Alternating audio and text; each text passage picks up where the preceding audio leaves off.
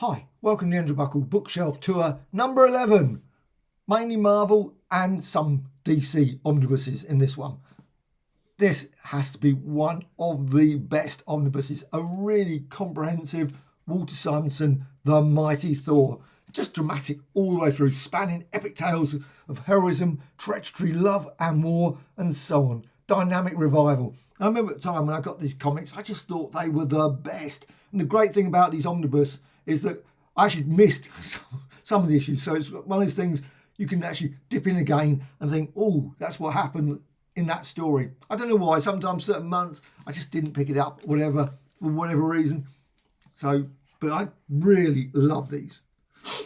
You got here Shield, of course, Sif, all the various characters, Boulder, Loki. They all turn up in this. Just dramatic stuff all the way through. And I just love the art. The artwork was just, but the story as well was super powerful and just, well, it just made you want to keep reading the next issue. And this, I say, just didn't get it. I think it was because I was up in London and sometimes I go to the shop and I'd be picking up other issues and then sometimes I just end up missing issues. And so it is nice to actually go back through some of these and think, wow, what great stories. And that for me is some of the omnibuses, the reasons for the omnibus, because I read them all and then there'll be sometimes you think, oh, you know what, like TV series you sort of go back to and you watch them and you think, you know what, I don't think I ever watched that episode for some weird reason. That week I just wasn't watching.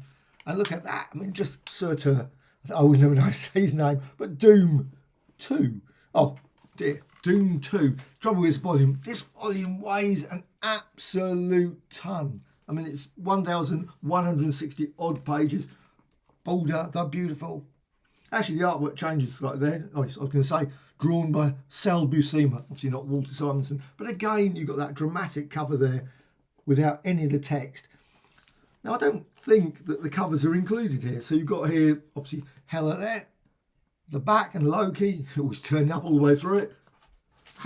We've got some great bonus material as well, but they don't, no, I don't think they've got the covers. No, they haven't got the covers as they were actually produced, which is very odd. But I love these sketches, just great. Always have that sort of thing is a bonus when you put those sketches, just brilliant. So this one is definitely worth checking out. If you can get a copy of this, should be still available. I don't know, to be honest, but I love it. Absolutely high impact comics all the way through. Collecting a variety of issues of Thor there, you can see there. The next one is another Thor. Got quite a few Thor ones here, and this one, the issues 153 to 194. Some great stories there. Now, of course, the covers may be different. I don't know. I think quite often there's two covers, so you might have obviously a different cover. You might see a different cover as well. Got the Wrecker there, Galactus. You got everything. Hela again, and obviously Mangog. Poor old Mangog. Strength of a trillion, or was it a billion, or zillion? I don't know. Whatever it was. Never made much sense, to be honest. If he had that sort of strength, I think he could just literally just the slightest sort of, he'd knock anyone over. There wouldn't be anyone standing hope of, what's his name there? You've got Mangog stories. But Dr. Blake can die. I love those sort of stuff with the Mangog there. And also, of course, Galactus. I love those ones. The Galactus, you certainly find out about the origins of Galactus, weirdly put away in Thor, not in the Fantastic Four. A more obvious choice would have been like Reed Richards finding out about the origins of Galactus. But this one was, of course, it was like a cosmic scale that was just the Wrecker. Loki turned up a number of times, doesn't he always in these stories? And so to die at a time of evil. So it runs through great issues. And let's just go through some of them. Again, of course, whosoever holds the hammer, etc., the power of Thor. But Dr. Blake can die. Well done, Thunder God. And of course, there's good old Mangog there. Mangog lives again. Let the universe tremble to destroy him. That's how I'm not certain. How many strength of Ragnarok? And of course, you've got the recorders there. And many other stories. Oh, again, they got the good old hammer. Of course, you've got the letters pages. Can't beat it called the letter pages. Ooh, that page is bending over there. And Galactus. Galactus may live. But it's just nice to actually have the origin. Finally, we learned a little bit about his origin being back in the previous universe, which never made much sense to me. I mean, all those sort of things, I don't know. I don't see how anything could come over from a previous universe into our universe, just because my background is in physics, and it makes no sense that something was before the Big Bang. There was obviously there might be other universes, but how would that? I don't know. I'm not certain how the material could get into our. But anyway, it's a comic. So if you started thinking about it too much, it would be you just go, oh no, that doesn't make any sense at all. I'll go Loki again, Ulrich. Good old Ulrich. Never was it. Why couldn't he just have been a nice guy? No, he had to always constantly be battling away, getting angry all the time with things. The hammer strikes. Yet more wonderful. Oh, we've got Sif there battling Loki. Now the stories went a bit weird here. And of course you got penciling by Neil Adams. Love those ones. But I wasn't so keen at this period of Thor. I must admit, I got really back into it with sort of a little later, about 200, that sort of issue. But these ones, I don't know, they just didn't appeal so much. But still, it's nice to have in this collection. They've got those sort of like weird ones, like The Day of the Demolisher. Wasn't really my sort of thing. But still, I guess some people liked it. Number 1, Thor Omnibus number 1. I was really pleased to get this finally. Don't know why I held off from buying this, but it came out reasonably priced. I thought I must get a copy. Now I had it in Epic before, but still, just great getting an Omnibus. And you can see all the stories there. Obviously Loki turns up, Radioactive Man, the Cobra, and many other classic tales. And of course you've got the annual there as well. Let's just go through it. Jack Kirby, just brilliant. Stan Lee and Jack Kirby, Thor, and you've got the origin story. Now in many ways this to me is a bit like a monster story. I love the slight spelling mistake there, of course. Just great. You've got even a robot comes out there. So it definitely feels like, and probably for people who didn't know at the time, because this comic would have come out, Journey into Mystery number 83, and you wouldn't have known that it was going to be a recurring superhero story, that anything was going to come from this. Just Thor, just a character that could have easily been a story that you might never see again, though it did suggest that it was going to be a continuing series. We've got the execution there. He had some sort of naff sort of villains start. Then, of course, Loki, good old Loki turns up. And that was really the first time that we start finding out more about Asgard, Odin, etc. So that was good. Tomorrow Man, sort of early Kang, didn't do so well, but still, he had his chance. And again, another story here, and I don't know which, this one, maybe this one's the execution. Prisoner of the Reds. So you had those sort of stories, a bit like Iron Man. He had loads of stories there, that sort of thing. Journey into Mystery, starring the mighty Thor. Great cover, that strong red. And you got then another one with, I love this one actually. This was one of the early Thor stories that I read, and Carbon Copy Man, the Thor one, I thought it was great. And of course, there Loki turns up again. It's always good stories. And Loki again. Now they reused the same villains obviously quite a few times. Thor and Loki attack the human race. I've succeeded in making Thor my friend. Of course, Odin there, slightly different from obviously later, but still very felt much like the 50s sort of Odins and things. Whenever you sort of, there was like stories you'd see, those like 1950s tales, until a bit later, obviously, we had a slightly different Odin. Mad Merlin. And we had the other guy, Sandu, I think his name was, something Sandu. Lava Men, or the Lava Man at this point, because of course we had the Avengers comic with the Lava Men. But I love that one, the Lava Man. Great little the Cobra, or Cobra, great stories. Now, of course, he went with Dr. Jekyll, Mr. Hyde, I should say, not Dr. Jekyll. He was Dr. Jekyll. And, of course, Mr. Hyde there. Now, there was some really, Tomorrow Man again, good old Tomorrow Man there. And many tales. Oh, we've got a Cobra. I love that one. That was just great. That sort of bringing in the Avengers in these stories. Occasionally, you'd sort of get Thor would be in a meeting, then obviously he'd head off and he would fly. And you got Hyde there changing from, why didn't he just use his skills as a scientist to be more useful for mankind? No, I was never a fan of the Grey Gargoyle. Can't even say his name. Grey Gargoyle. Oh, that was a classic one. Loved the Cobra and Hyde, or Cobra, whatever his name is. That one, Absorbing Man. There was actually some really decent stories in this. Not all, but there were some real sort of executioner one right at the start. But the Absorbing Man was a great story. I always thought I had a problem with the Absorbing Man because I always thought, well, hang on, he's touching lots of different things. He's touching the air, he's touching the ground, he's touching... So you think, well, hang on, wouldn't he just change into all those? Make it very complicated. Of course, you've got the Marvel checklist there. Vengeance of the Thunder God. And you've got some bonus material at the back. Not a huge amount, but you've got these lovely ones. I love those Marvel tales. They were some of the ways that I read those very early Thors was sort of here. Of course, we had the UK comics. Of course, Spider-Man Weekly had the Thor ones. But this, watch out for the greatest symbol in comics, Marvel. So you've got some great tales all the way through there. Oh, let's put that down. Now, and another Thor. Now, I got this one in my local Oxfam for a reasonable price. It was really quite nice and cheap. And I've been looking for it for ages and ages. So I was really pleased to actually find it. Slightly battered, but still good. And you've got, again, the Absorbing Man and many, many other tales, classic ones. Jane Foster there, not making it as godhood at that point, but still, to become an immortal. Ulick. I called him Ulrich earlier in one of them. Yes, Ulick. I don't know, I've always called him Ulrich for some weird reason. It's Ulick. Yeah. I'll probably still call him Ulrich later anyway. The Ringmaster. You get certain names, you sort of start staying. That's the way it's said. And then probably everyone's thinking, who's he talking about? What's it? Quite reasonable. Oh, I love that one. I just love the cover. For some weird reason, I've got that one. I've got quite a lot of them actually. But there was something about that cover. It was brilliant. There's certain issues you always have fond memories of, and that was definitely one of them. And I love the pop art as well, the covers, pop art. Look at Odin. Now, Odin looks very different from the Odin that's just shown. Definitely. And of course, you had all the tales of Asgard as well. Great little stories. I always felt that sometimes it was slightly annoying, those ones, but I liked them. At the same time, I didn't really, the way it was split. And I wish they'd split them, put them all at the back and put them all together instead of having them, so you had all the Thor stories all in a continuous story.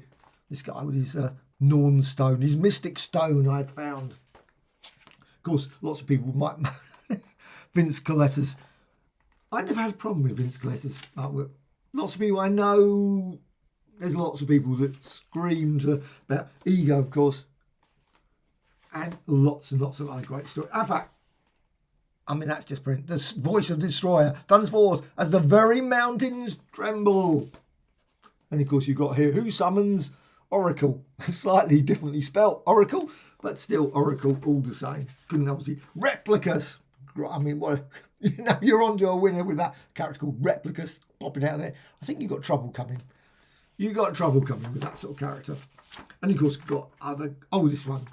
Yes, that's the Enchanters one. I did love those. There's something about that cover that just always... I don't know, maybe it's me, but it was just something that I loved. But this is a great one. And again, it's of course got some brilliant bonus material at the back. Not as much as it should do, but still you got some original covers and also ones that were not used. Unused cover art that says there, the Wrath of Replicas. The Wrath of Replicas. Really? From a robot? The Wrath of? Still.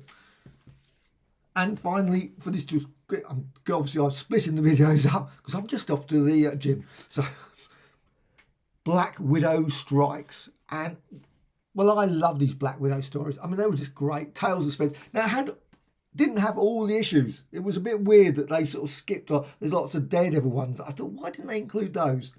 That would have been really good, but still, you got Tales of Suspense, Iron Man, all the various things. Of course, he shared the cover. And also you got the Avengers. But I think they could have put a few more other ones, and then they included some of these ones as well, which are fine. Absolutely nothing wrong with these later stories. But I just thought it was a pity they could have split it over into a Black Widow Omnibus Volume 2 with some of those ones, but also just included mainly all of it. Because it just seemed there were quite a few gaps with the Daredevil especially. Especially like issue, doesn't have that. Issue 99, that's one of my favourite ones. So that's not in there. Daredevil 99, or that, whatever, that, the Avengers 111, 110, that sort of period. And Black Widow turns up there. They were just great stories. Why didn't they include those? And they were some of my favourite early stories of Marvel. The Black Widow Strikes. But still great, of course. Brilliant Perez artwork there. Lots of contents here. It's quite a big tome, you can see. And you got the early stories, and I always felt sorry for the old Crimson Dynamo. Crimson Dynamo was a character I felt really could have had a long career. They sort of, why did they bump it? Because way too quickly removed. Of course, you got Hawkeye looking slightly different there. You got some slight changes there. I love the arrows at the back there. Now you got there this Power Unleashed. Absolutely great stories. And they include quite a few of the Black Widow stories. I don't know if they include all the Black Widow stories that she appears in the Avengers, but maybe they do. Of course, she had a different costume then. Obviously, she had a different costume earlier on. But then you had the big changeover, of course, with you got the Spider-Man one. I'm not saying what issue was that. Spider-Man 86, apparently. I had that years ago. And, of course, got some classic Avengers still. And let's get Beware the Black Widow. So you got the change of costume. She obviously... Luckily, she didn't end up looking like Spider-Man, but still. And, of course, these ones. I love this Christmas tale. This was a great one. Amazing Adventures. There was quite a few Amazing Adventures. Now we're up to issue 8. It's got in here. So, great little stories. Obviously, not the longest of the stories, but still very enjoyable. And then you've got Bizarre Adventures as well. We Are the Champions. And again, they didn't include any of those. Just sort of had this page. Oh, they could have at least included 1 or 2 of the comics of the Champions, you think? I don't know. The Champions, I don't think has got an Omnibus collection yet, which is odd. Because I loved the Champions when they came out. Very enjoyable. Didn't last very long in their original form. But they've got a complete collection, of course. But the Omnibus would be quite nice for that. Some great artwork, Perez artwork, of course, there. It's always good. Actually, the artwork in this is very good, quite varied, and certainly by the end, you've got some very unusual artwork. Very, obviously, 80s, 90s, etc. Some very strange, completely different from the Tales of Suspense, even more so when you get up there. But it's just great. Great little yarns and 3 decades of espionage action, as it says there. So it's a nice collection. I didn't think this would ever come out. I must admit, Black Widow, and I'm not saying why they didn't call it Black Widow Omnibus, why they called it Black Widow Strikes. It just seemed to be an odd choice of title, but still, great little stories. And of course, they also, at the same time, they brought out the completes. Was it Epics? 1 or 2. And I just thought, well, so I ended up buying this because I thought this is a much better option. And they also had earlier on, they had a Black Widow one that had the Amazing Adventure stories, which looked terrible. So I was over the moon, they finally brought them out. And these are nice and clean. The Amazing Adventure stories, they are just so much sharper and much nicer to look at. There was a small collection, and I was so disappointed. I sold the collection because it was just so awful. Sometimes you get that when you get a book and you think, what's happened? The artwork looks really muddy and sort of messed up, and it just didn't. Maybe other people might have liked the issue, but I didn't. I didn't like that collection. So this collection is just great. The Fantastic Four Omnibus Volume 2, filled with some real classics. This is probably one of the core central books of the Marvel Universe, with lots and lots of characters, though with Volume 3, of course, with the Kree and also Adam Warlock. But this has got some real classics as far as I'm concerned. You got this one, the Galactus story, Galactus and the Silver Surfer. You got the wonderful wedding book. I love that one. That was just one of my favourite books. You got the Frightful Four. You've also got Dragon Man. You got Gideon. You got Atuma, I don't know how you say his name. Also, you got Mole Man. Mole Man, well, maybe not the greatest, but you got the wonderful Black Panther, The Way It Began. There's Black Panther. I knew it was somewhere. And you got the Inhumans. Some real brilliant stories. And you got Claw. And you got that classic, of course, Fantastic Four's Human Torch versus the original Human Torch. And Doc Doom. I love those ones. Doc Doom, where he gets the powers of the Silver Surfer. Just classics. Absolute classics. The artwork in this is brilliant. You've got the Doc Doom annual. And you've also got some posters. Weirdly, actually, just noticing that. They don't actually put, obviously, got Alicia there. But, normally they put, like, Diablo. They put the names. But I've just suddenly noticed that they didn't in this. They just obviously wrote the names at the top. It's very unusual. This one's really good. Doc Doom. Doc Doom's always good.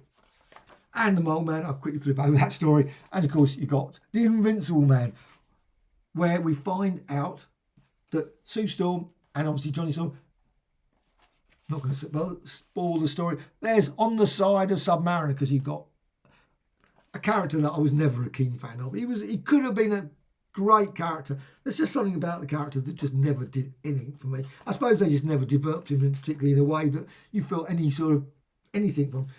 You got Gideon. I love that one. The world's richest man, obviously angry that this plan has cost me millions, but money means nothing. I can earn that much in a day, etc., etc. Of course, he then decides to take on the Fantastic Four. I love the Frightful Four. And you got I Am Madame Medusa. I love that. Just great. And it was really, at that point, of course, you wouldn't have known that Madame Medusa was an Inhuman. And you, of course, got Trapster, or, of course, Paste Pot Pete, and the Sandman. Some great stories. And you got the wedding as well. Defeated by Frightful Four. That was a great story. I love that one because they, of course, lose their powers. They lose their powers and they sort of then have to come up with sort of ways of beating characters. Like Doc Doom, of course, comes along. It's always the way, isn't it? You lose your powers, Doc Doom comes along. To save you, why must I kill you? Just classic. Again, Frightful Four. And you got the wedding. And that just threw everything. Though I always wondered why sometimes you got like Kang turns up. And you think, well, he didn't really do very much. He's sort of like, in Avengers, issue 8, like Kang virtually takes over the world. He's like, beats the Avengers. In this, he sort of like ends up not being particularly very much. And you got, of course, got the Mad Thinker. For some weird reason, decided he's going to just bash a lamppost. Why? And the Grey Gargoyle. Again, there were some odd characters that turned up. There were characters you thought, well, why didn't they include Magneto? You think, I don't think Magneto's in it. There's like the Blob. Now, they would be more obvious characters to stick into the Fantastic Four story. Scarlet Witch and Quicksilver. I don't know, maybe they were in here. They might be. But it's full, obviously, got this lovely battle scene there, of course. Avengers Assemble. You got the Angel back there, and you got the Melter. For some weird reason, I love that one. You got the Melter blasting his ray, and you got the Human Torch, flame on. And it's sort of, what? Anyway, sometimes when you look at these things, you think, I'd never noticed that before. You got the Mandarin there, you got Unicorn, you got Eel. One of the sort of, they could have introduced probably about 500. Oh, I was going to say Quicksilver, isn't it? Of course, this time he's on the side of good at this point. Obviously not part of the Brotherhood of Evil Mutants. You got the Human Top, or Whirlwind, or whatever he was called. But you have finally met your master. But it's still, this point, we finally get the Inhumans. Crystal, and of course, the Torch falls madly in love. And it's just great. Great little stories. You've got the Skrulls, and of course, Silver Surfer in this as well. It's just full of just some real awesome stories. I loved it. Absolutely brilliant. Now, the Galactus one is always one of those weird stories because it's split over, I don't know why they did it that way. It's just odd. Maybe there's some story behind it, but it's always sometimes slightly baffles me, that one. But it is still a classic, The Coming of Galactus. And of course, you've got The Coming of Galactus, If This Be Doomsday, issue 49. And then the story sort of ends in issue 50, which doesn't really have much other than the Silver Surfer, starring the startling saga of the Silver Surfer. Why did they say that? I mean, that cover always slightly baffles me because it's sort of, there's not, I mean, obviously he battles with Galactus and all that sort of stuff. Spoiler on that one. But it's just, why? Why did they call it that? It just doesn't make sense. But anyway, sometimes when you look at these books and when going through it, especially in Omnibus, you look and think, why was that called that? It just makes no sense, particularly. It could have been called so many different things. It's a real dramatic story. And yet, they called it that. This one, volume 3. I love this one. Absolutely brilliant. Again, this is a cornerstone of lots and lots of the Marvel Universe. Of course, you've got the cover, unfortunately, sort of suggests that it's volume 1, Omnibus volume 1. Whenever I pick it up, I say, oh, it's volume 1. No, it's not. It's volume 3 of the omnibuses. Very strange. You've got Sandman. You've got, obviously, Sentry Sinister. You've got the Kree coming in. You've got him, the Warlock. And also you've got these classic Doom stories and the Skrull stories down there. And you've got Mole Man again. Which goes like slightly downhill at that point. I don't know, this Mole Man. Since he was in issue 1, some of the stories he's been in, some really awful stories. I just think, why do they keep bringing Mole Man back? If you're going to bring him back, make an effort to flesh the character out, make him a bit more, I don't know, something they could have done a lot more. And I think a little bit later they did make a little bit more effort with that character. But in those sort of periods, I just felt, no, it just never was a great character at all. Anyway, that's just, you got Sandman, we got a new suit there. New costume, I should say. And you got Blaster. I've never been a fan of any of the characters from the Negative Zone. Most of the Negative Zone's ones are just terrible. And you got Claw and, oh, no, that's not Claw. That's the Sentry Sinister. Of course, the first time we see part of the Kree. It's clobbering time. And you find obviously a lot. And of course, you got him as well. Warlock later on. And Quasimodo by Ben Betrayed. I mean, what a great one there. Obviously, very dubious mystery villain. Of course, no idea who that could have been. Well, I'm not going to say who it was either. You got Daredevil, classic tale. Thor, Daredevil and Spider-Man versus the Fantastic Three. It's not Fantastic Four, but still. This one, a bit of an odd story, where they go into the sort of micro world, which I suppose sort of matches some of the, obviously the films that are coming out. The film, the Ant-Man one, Quantumania, whatever it's called. Shall Earth endure the power of Psycho Man? No. And this, there were, I mean, I love this book, but there were a few Duffo stories, and this was another one that I just didn't rate at the time. Still don't particularly rate. And of course, my favourite, Annihilus. But you have got the Inhumans, and I did quite a few of these massive panels, or a one-page panel. And obviously, Emperor Eternal. He's a bit modest fellow, that guy. Wasn't Maximus. All who walk or crawl upon the surface of the earth shall be mine to command forever. Well, hang on. Is he immortal? Because if he is not immortal, he's got a problem there. But anyway, a minor quibble on that one. But this story was great. I love this one with the Doc Doom one. Just brilliant. And then you got the Skrull one at the end where the Thing is captured. Sort of world of gangsters, mobsters from the 1920s, 30s. I love that story. Fright News. And you got King Size Special at the end. Just there. Again, Mole Man, for some weird reason, turns up on the cover. There's nothing like keeping a good character down, I think, with a Mole Man. Fantastic Four. Now, this is volume 4. I'm not really. There's some good stories. There are some decent ones, the ones I liked, but they were at this point, of course, Kirby and Lee, that was it. They stopped, and you had like 108 where you had one little story, but for Romita, etc., it was fine. I mean, there's nothing wrong with it, but I have to say, at the time, I was not enamoured by lots of these stories. And rereading them, I wasn't particularly that enamoured with them now. There's a lot of tough ones like this one, the Overmind, those sort of stories. Too many of that sort of thing. Even issue 100 was just through the kitchen sinking with lots and lots of villains. But it wasn't, it could have been like the annual 3, which I just love, but it wasn't. Just not so good. Even here, my favourites, I love the Frightful Four, Return of Frightful Four. I mean, the artwork is fine. I mean, it's really super sharp. And of course, see there, Franklin and Sue Storm is back into the storyline you got there. But it was like this sort of thing. If the FF fails, it means World War III. I just was not a fan of these. Just did not do much for me. And some of the artwork really does, it's not as good. Just, it looks a bit rougher here. Maybe, I don't know. It's just dragging. Oh, this is obviously issue 100. Issue 100. Issue 100 is always ones you think are going to be really brilliant. Of course, Avengers 100 was superb. Spider-Man 100. Well, some 100s are not great. But this one like threw everything in because they weren't what we, it could have been great. But it was a pity. The Maggia one, I quite like that one. But then you ended up with the Magneto story. The Magneto story and Submariner. Again, fine. But this one, Monsters in the Street, I should say. Monster in the Street. Does sound like, really going through this, it was just not my favourite of Omnibuses, the Fantastic Four. You've got here, 3 stood together. Then, after that, I actually quite liked a lot of the issues that came after it. 132, 130, 131, really love. Lots of like 150. There were some really good stories. But this period, they just didn't do much for me. You got those.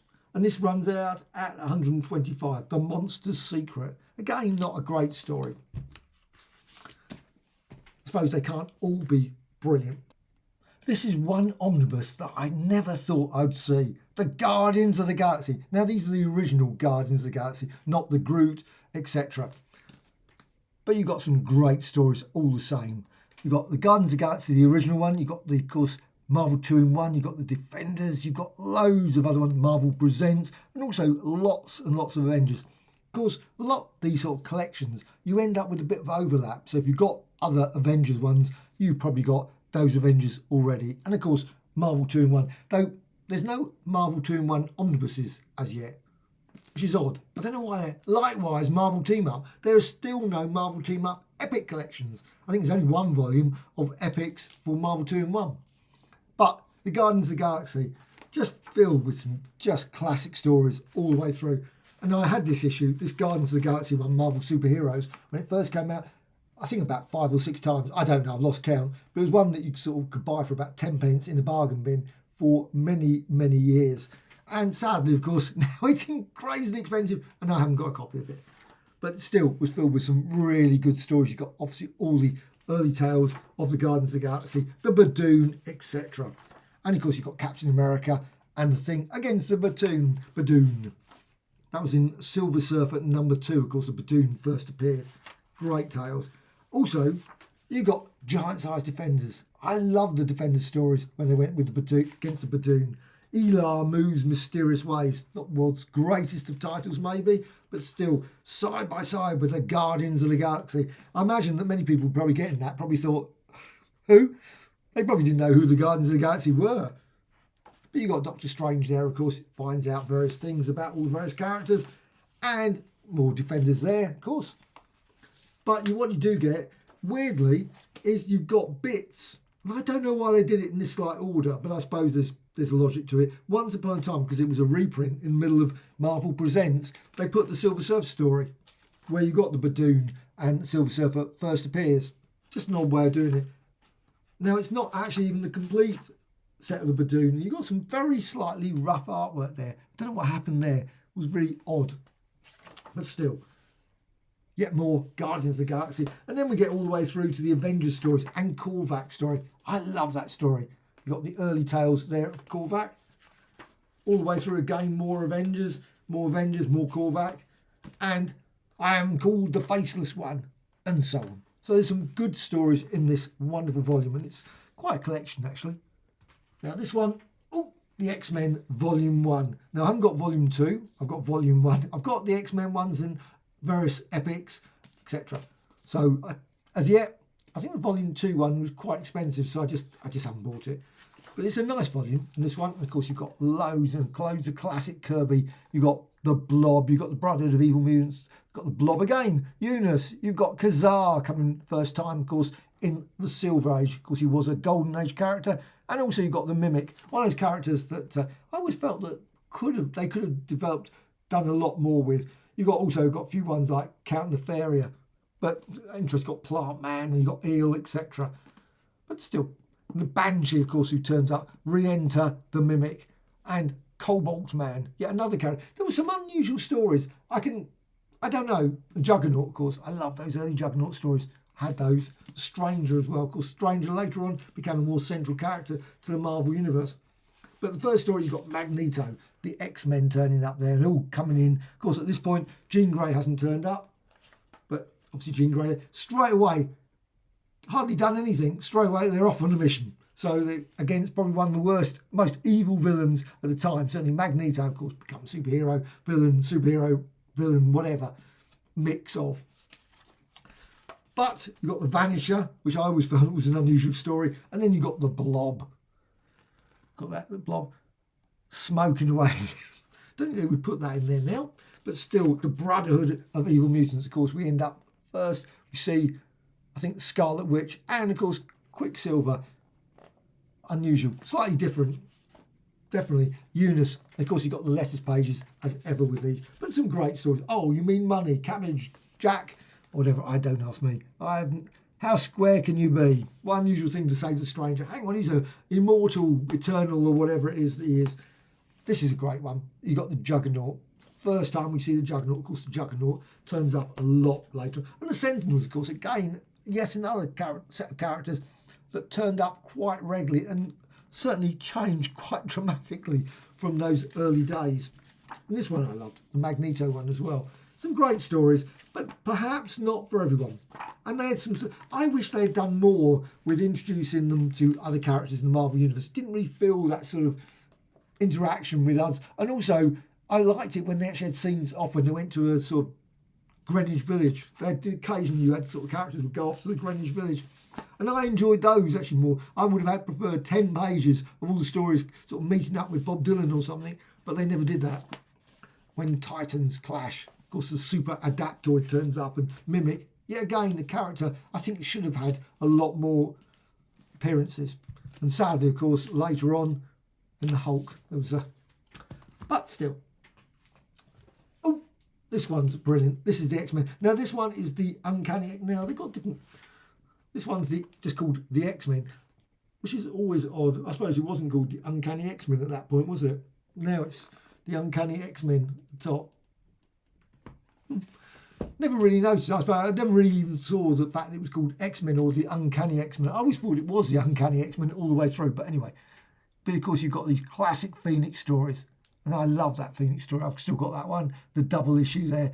And there were some brilliant tales. And Kitty Pryde turns up. And you've got Cyclops leaving. Of course, he's not leaving. We know that any story where you've got a character wandering off, how long does that last? Green Lantern or Hal Jordan leaving. I'm not going to be... Whatever. It's obviously... I love that X-Men one there. 143, the Christmas issue one. And also, of course, the classic Avengers one there. You've got Magneto. And you've got those Marvel fanfares. Some really great little stories in this. I love the John Burns artwork. And the Hellfire Club ones were just great. Brilliant tales. And you of course got the Watcher turns up in it and loads of it when they're on the moon. Just brilliant stories.